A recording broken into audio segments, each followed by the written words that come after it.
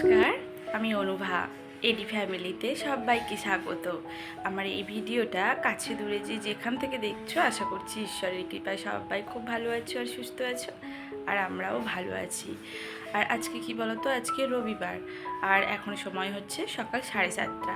আর এখন থেকে আমি তোমাদেরকে সাথে নিয়ে আমার আরও একটি নতুন ব্লগ শুরু করলাম। আই হোপ আজ ব্লগটা তোমাদের একটু হলেও ভালো লাগবে। আর আজকে যেহেতু সানডে, তো আজকে আমি কি কাজ করি না করি সেগুলো তোমাদের সাথে শেয়ার করব। মানে কিছু কিছু কাজ হয়ে গেছে সকালে উঠে, তো আর এমনি আমি ফ্রেশ হয়ে এসেছি। আমি উঠেছি ওই প্রায় 6:30 নাগাদ, আর আমার কাজও অনেক হয়ে গেছে। তো আমি এখন থেকেই ব্লগটা স্টার্ট করছি। আশা করছি তোমরা আমার পাশে থাকবে। রবিবার মানে অনেকের কাছে কিন্তু অনেক কিছু, কারোর কাছে ভালো মন্দ খাওয়া দাওয়া, কারোর কাছে একটু ভালোভাবে ক্লিনিং করা। তো আমিও তার অন্যথা না কিন্তু। তো দেখো, রবিবার মানে কিছু না কিছু তো ক্লিনিং করতে হবে, আর আমি যতটা মানে পারি চেষ্টা করি রবিবার দিনে কিন্তু এই জিনিসগুলো ক্লিনিং করা, মানে বোতল, চিরুনি, মানে এই টুকটাক জিনিসগুলো কিন্তু আমি রবিবার দিনেই ক্লিনিং করার চেষ্টা করি আর কি। মানে প্রতি সপ্তাহে রবিবারটা রাখি এগুলো ক্লিনিং করার জন্য, ওই জন্য হাতে বেশ খানিকটা সময় নিয়ে কিন্তু এই কাজগুলো করি আমি। আর ভিডিও শুরুর আগেই কিন্তু আমি তোমাদের কাছে একটু মাপ চেয়ে নিচ্ছি, কেন কি আজকে একটু মনে হয় বেশি গাড়ির আওয়াজটা পাবে তোমরা, কেন কি আমি একদম রাস্তার সাইডের ঘরে এসে ভয়েস ওভারটা দিচ্ছি। কেন কি দুটো ঘর এমনিতে একটু এনগেজ হয়ে আছে। মানে একটা আমার মেয়ে ঘুমাচ্ছে, ওখানে ফ্যান অফ করলে ও ঘুমটা ভেঙে যাবে আর কি। আর একদিকে একটা ঘরে আমার হাজব্যান্ড কাজ করছে, যার জন্য কিন্তু আমার এই ঘরটাতে এসে, মানে রাস্তার পাশেই ঘরে এসে ভয়েস ওভারটা দিতে হচ্ছে। তো ওই জন্যই একটু গাড়ির আওয়াজটা বেশি পাবে, তো তোমরা প্লিজ একটু মানিয়ে নিয়ে দেখো। সকালেই উঠে কিন্তু আমার আগে বাসি রান্নাঘর, বাসি ঘর এগুলো জলছড়া দিয়ে মোছা হয়ে গেছে। প্রচুর বাসন ছিল, সেগুলোও মাজা হয়ে গেছে। আর অনেকটা সময় আমি রেস্ট নিয়েছি, ফ্রেশ হয়েছি, তারপরেই কিন্তু আমি এই কাজগুলোই করছি, মানে এই ক্লিনিংগুলোই করছি। আর রবিবার মানে কাজের পাহাড় থাকে, তোমরা অনেকেই জানো। যাদের কিন্তু সারা সপ্তাহটা এমনিভাবেই কেটে যায়, তাদের রবিবার দিনটায় কিন্তু কাজের প্রেশারটা অনেকটাই পড়ে, তাই না? তবে আমার কি বলো তো, রবিবার কি আর এমনি উইকডেজ কি, আমার প্রায় সময়ই কাজটা মোটামুটি ভালোই থাকে। আর আমি প্রায় দিনই একটু টুকটুক করে ক্লিনিং করি, যার জন্য রবিবার বলে আমার কাজের প্রেশার সেইভাবেও পড়ে না। তবে একটু তো পড়বে যেহেতু আছে রবিবার। তো যাই হোক, দেখো বোতলগুলো ভালো করে ধুয়ে মেজে কিন্তু বোতলগুলো ভরে নিলাম।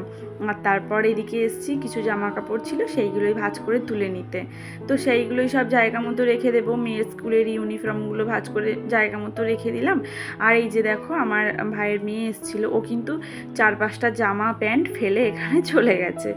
তো ওর যেহেতু জামা প্রচুর আছে, সেহেতু প্রবলেম হবে না, ওই জন্য ওর জামাগুলো আমি গুছিয়ে আলমারির মধ্যে রেখে দিলাম। আবার কবে আসবে তার নেই ঠিক, ওই জন্য ভিতরে সব গুছিয়ে রেখে দিলাম কেচে। আর তারপরে এদিকে চলে এসেছি একটু ব্রেকফাস্ট করে নিতে। আর ব্রেকফাস্টে আজ খাচ্ছি হচ্ছে কলা আর মুড়ি মাখিয়ে। মানে এরকম টাইপের খাবারগুলো আমার এক্সপেরিমেন্ট করতে ভালো লাগে। কলা আর মুড়ি কি কেউ খায় বলো এইভাবে? তো আমার খেতে ইচ্ছে হলো, ওই জন্য কিন্তু আমি কলা আর মুড়ি দিয়ে ব্রেকফাস্ট করে নিলাম। আর তারপর দেখো, এদিকে কিন্তু মেয়ের ঘরের বিছানাটা তুলে পরিষ্কার করে নেব। মেয়ের ঘরের বিছানাটা ওই আমি প্রায় 1 মাস অন্তর অন্তর মানে তুলি। এই ঘর তো ইউজ করা হয় না, আর থাকেও না কেউ, ওই জন্য কিন্তু 1 মাস পর পর আমি এই ঘরের বেডশিটটাকে চেঞ্জ করার চেষ্টা করি। একটা মানুষ যখন মানসিকভাবে ভেঙে পড়ে না, তখন কিন্তু সঠিকভাবে সে সিদ্ধান্তটাও নিতে পারে না, তাই না? এই যে যেন আমি দেখো, মানে প্রায় সময়টা একা একাই থাকি, একা একাই ঘরে থাকি। তো মাঝে মধ্যে মনে হয় দূর, ভালো লাগে না, এখান থেকে চলে যাব, থাকবো না, মানে এরকম নানান রকম আলফাল চিন্তাভাবনা মাথায় আসে। সারাদিন একা একা থাকলে যেরকম হয় আর কি বলতে পারো। তো একা থাকাটা কিন্তু খুবই খারাপ, এগুলো মাঝে মধ্যে ডিপ্রেশনের মধ্যে দিয়েও আমি চলে যাই। তো যাই হোক, তো যখন হচ্ছে রাগ হয় আমার বা অভিমান হয়, একা একা থাকি, আর কি বলতো, আমার হাজব্যান্ড বেশিরভাগ সময়টা কাজ নিয়ে ব্যস্ত থাকে, তো ওর কিন্তু সেইভাবে মানে বাড়িতে আর মানে আমাকে সেইভাবে ওর টাইম দেওয়ার সময় হয় না। ওই জন্য কি আমার মাঝে মধ্যে রাগ হয়, আমি উল্টোপাল্টা বলি আমার হাজব্যান্ডকে। তো তারপরেও আমি ভাবি যে কেন বললাম, মানে যখন রাগটা কমে আর কি, তখন ভাবি কেন বললাম, এগুলো বলা কি আমার ঠিক হয়েছে, মানে এই ধরনের চিন্তাভাবনা আসে। তো কি বলো তো, রাগের মাথায় বলা কথাগুলো কিন্তু সবসময় ধরে রাখা উচিত না। আর রাগটাই হলো মানুষের এমন একটা বাজে জিনিস যে রাগ অন্ধ করে দেয় মানুষকে, তাই না? রাগের মাথায় মানে এমনও হয়েছে রাগারাগি হয়ে না, আমার জানা এটা, মানে আমাদের বাপের বাড়ির ওখানে দুই ভাইয়ের প্রচণ্ড মিল, মানে এত মিল না ধারণার বাইরে, মানে এরকম মিল বিয়ের পরে কোনো ভাই ভাই হয়তো থাকে না। তো ওনাদের খুবই মিল ছিল, অথচ রাগের মাথায় এক ভাই আর এক ভাইকে না একটা ওই দা দিয়ে পেটে কুপিয়ে দিয়েছিল। তো সেই ভাইটা নার্সিংহোমে ভর্তি থাকতে থাকতে মারা গিয়েছিল। তো যাই হোক, মানে এরকম রাগ মানুষকে অন্ধ করে। তো তারপরেও যে ভাইটা কুপিয়েছিল না, সেই ভাইটা নিজেই হচ্ছে মানে স্যালেন্ডার করেছিল পুলিশের কাছে এসে। তো উনি কিন্তু মানে নিজেই বলেছিল যে রাগের মাথায় এটা হয়ে গেছে। তো তারপরে উনি জেলেই আবার শুনেছি মারা গেছে। তো যাই হোক, এরকম রাগের জন্যই মানে কত বড় একটা ক্ষতি হয়ে গেল, দুটো সংসার কিন্তু রাগের জন্যই নষ্ট হয়ে গেল। তাই রাগের মাথায় এমন কিছু সিদ্ধান্ত হুট করে নেওয়াও উচিত না যে যে জিনিসটা পরবর্তীকালে ক্ষতি হতে পারে।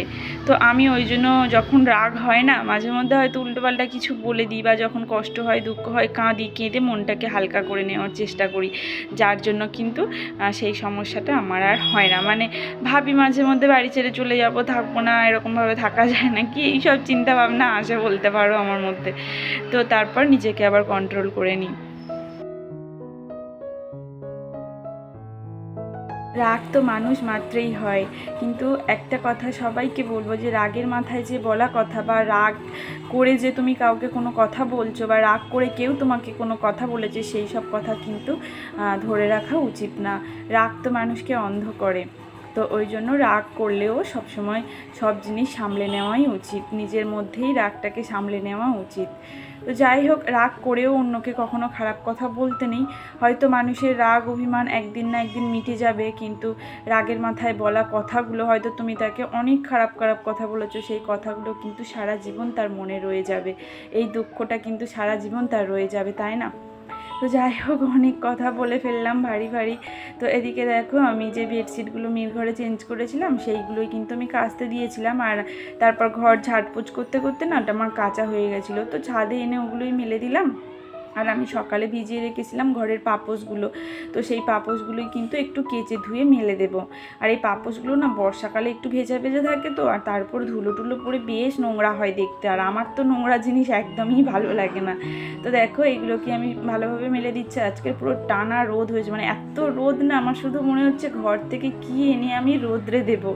তো ফাইনালি আমার সব কিছু বালিশ কাঁথা এগুলো মোটামুটি রোদ্রে দেওয়া হয়ে গেছে।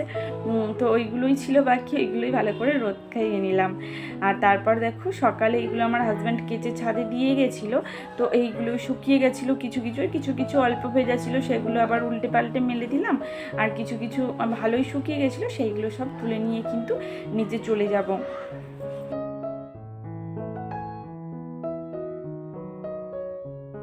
আর আমি কিন্তু আগেই রান্নার জোগাড় টোগাড় সব করে রেখে দিয়েছি, যার জন্য এই ক্লিনিংয়ের কাজগুলো করতে আমার কোনো সমস্যা হচ্ছিল না। আর আমার কি বলতো, রান্নার জোগাড় না করে রাখলে আমি টাইমলি তো খেতে দিতে পারবো না, আর সে রবিবার হোক আর সোমবার হোক, আমার কিন্তু ঠিক টাইম সবাইকে খেতে দিতে হয়। তো দেখো, এদিকে আমি ওগুলো সব মেলে দিয়ে এসে, মানে পাপোশগুলো ধুয়ে মেলে দিয়ে এসে, এদিকে আমি একটু নিজের ঘরের ড্রেসিং টেবিলটা একটু পরিষ্কার করে নিলাম। আজকে আর কলিং দিইনি, আমি তো জানো সবসময় কলিং দিই না। তো আজকে এমনি একটা শুকনো কাপড় দিয়ে ভালো করে মুছে নিলাম। তো নিয়ে আবার জিনিসগুলো গুছিয়ে গুছিয়ে রেখে দিলাম। আর আমার মেয়ে না, ওর ঘরে যখন বেডশিটটা চেঞ্জ করেছি পরিষ্কার করে, ও নিজের ঘরটাকেও বেশ দেখলাম সুন্দর করে গুছিয়ে রেখে দিয়েছে। ও এরকম গুছানো গাছানো বেশ পছন্দ করে, কিন্তু মানে ওর যখন মন চায় ও গুছায়, আবার যখন না চায় তখন এলোমেলো করে রাখি কিন্তু। তো যাই হোক, ড্রেসিং টেবিলটা পরিষ্কার করে আমি কিন্তু বসিয়ে নিই একদম। আর আমি সকাল টাইমটা খুব একটা বসিও না। এদিকে চলে এসেছি কিন্তু রান্নার জোগাড়ে, মানে আমি জোগাড় যন্ত্র সব করে রেখে দিয়ে গেছিলাম, তো রান্নাটাই এবার ফাইনালি করে নেব। তো আজ রান্না করছি কাঁচকলা আলু দিয়ে মাছের ঝোল। আর মাছটাকে প্রথমে একটু ভেজে নিচ্ছি, তারপর কিন্তু একটু চচ্চড়ি করবো। আর চচ্চড়ি বলতে আজকের পটলের ঝাল, মানে সর্ষে বাটা দিয়ে যে পটলের ঝালটা করে না, ওটাই করব। তো দেখো এদিকে তার আগে মাছটা ভেজে নিচ্ছি। আর ভেবেছিলাম আজকে একটু কাঁচকলা আলুতে বড়ি দেবো, এটা কালকে থেকেই ভাবছি, মানে কালকেও কাঁচকলা আলু মাছের ঝোল করেছিলাম। তো একদমই আমার তরকারির সময় করার সময় না মনে থাকছে না যে আমি একটু বড়িটা ব্যবহার করব তরকারিতে। তো যাই হোক, দেখো এদিকে কিন্তু মাছগুলো এইভাবে দিতে গিয়ে না হাতে একটু তেল ছিটিয়ে এসে আমার হাতে একটু ফোসকাও পড়েছে। তো যাই হোক, মাছ ভাজার পর কিন্তু দেখো কাঁচকলা আলুর তরকারিটাও হয়ে গেছে।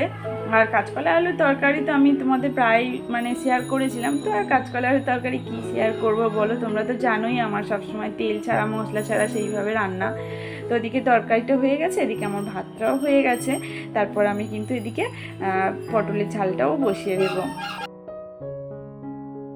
এই পর্যন্ত যারা আমার সঙ্গে আছো, যারা আমার ভিডিওটাকে কন্টিনিউ করছো, তারা প্লিজ একটা করে লাইক দিও। তোমাদের একটা লাইক কিন্তু আমাকে ভিডিও করার জন্য অনেকটাই মোটিভেট করে। আর আমার চ্যানেলে নতুন সদস্য হয়ে থাকলে আমার চ্যানেলকে সাবস্ক্রাইব করে আমার ছোট্ট পরিবারের সদস্য হয়ে যেতে পারো।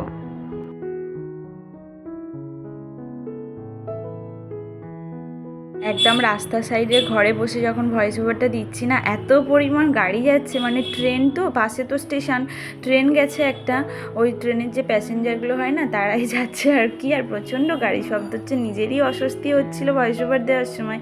তো কী আর করব বলো।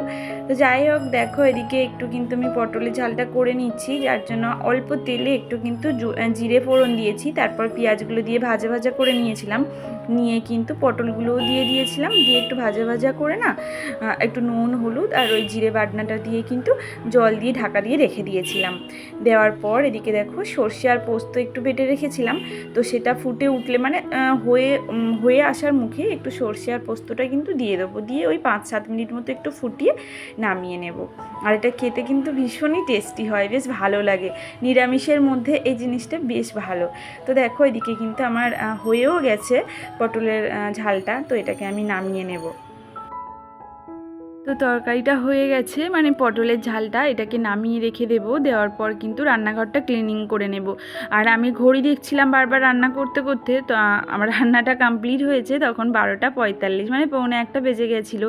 আর রবিবার করেই আমি কিন্তু একটু শ্যাম্পু ট্যাম্পু করি আর কি মাথায়, যার জন্য শ্যাম্পু করতে তো অনেকটাই দেরি হবে, আর 1টা নাগাদ ওদেরকে খেতে দিতে হবে, তাই জন্য কিচেনটাকে আর ডিপ ক্লিনিং করতে পারিনি। জাস্ট ওই ভেজা কাপড় দিয়ে নর্মালি যেমন ক্লিনিং করি সেইভাবেই ক্লিনিং করে নিলাম। নেওয়ার পর বাসন টাসন মেজে নেব। তার জন্যই আমি রান্নাঘরটা ক্লিনিং করতে পারলাম না, যাতে টাইম মতো না খেতে দিতে পারি, ওই জন্য তাড়াহুড়া করে কিন্তু স্নান করে এসেছি। আর স্নান করে এসেছি প্রায় 1:15 নাগাদ, আর আমি স্নান করতে ঢুকেছি, দেখি আমার ফোন বাজছে 2-3বার। তো আমি আর স্নান করতে করতে তো দৌড়ে আসতে পারি না, তো স্নান করে এসে দেখলাম যে আমার একটা জিনিস অর্ডার দেওয়া ছিল ফ্লিপকার্টে, তো সেটাই এসছে। আর এটা এসছে ওই তখন 1:20 মতো হয়ে গেছে। তো এবার আমি ফোন করতে বললো, দিদি তোমার বাড়ির সামনে দাঁড়িয়েছি, নিয়ে যাও। তো ও আসতে ও একটু দেরি করলো, ওর একটা কিবোর্ডের প্রবলেম হচ্ছিল, ওই জন্য অনেকটাই দেরি হলো। আর আজকে খেতে খেতে প্রায় কিন্তু 1:30টার বেশি হয়ে গেছিলো। আর ওদেরকে 1টা নাগাদ তো খেতে দিতে হয়, তো কিছু করার নেই, রান্নাটা হয়তো সময়ের মধ্যে কমপ্লিট করতে পারলেও খেতে কিন্তু আমাদের দেরি হয়েছে। আর এইটুকু দেরিতে মনে হয় যে কিছু হবে না। রান্না খাওয়ার পর একেবারে তোমাদের সঙ্গে কিন্তু সন্ধ্যাবেলা দেখা, মানে ওই সূর্য অস্ত যাওয়ার পর আমি আর আমার মেয়ে একটু বেরিয়েছি রাস্তার দিকে। তো আমার মা আসবে, ভাইয়ের বউ আসবে, তো ওরা ওই ফ্যাশনে কেনাকাটি করতে আসছে আর কি। তো আমিও ভাবলাম আমি একটু ঘুরে আসি, যদিও আমি কিছু কিনিনি, তো একটু গিয়েছিলাম ঘুরতে, ওদের সঙ্গে দেখা হবে। ভাইয়ের বউ দুপুরে বেরিয়েছে, আবার বিকেল 4টের সময় এখানে আসতে হয়েছিল। তো যাই হোক, একটু কেনাকাটি করে একটু ফুচকা টুচকা খেয়ে বাড়ি চলে এসেছিলাম। আর আজকে ভিডিওটা আমি এই পর্যন্তই শেষ করছি, দেখা হচ্ছে পরের ভিডিওতে। ততক্ষণ সবাই খুব ভালো থেকো আর সুস্থ থেকো। Thanks for watching, tata.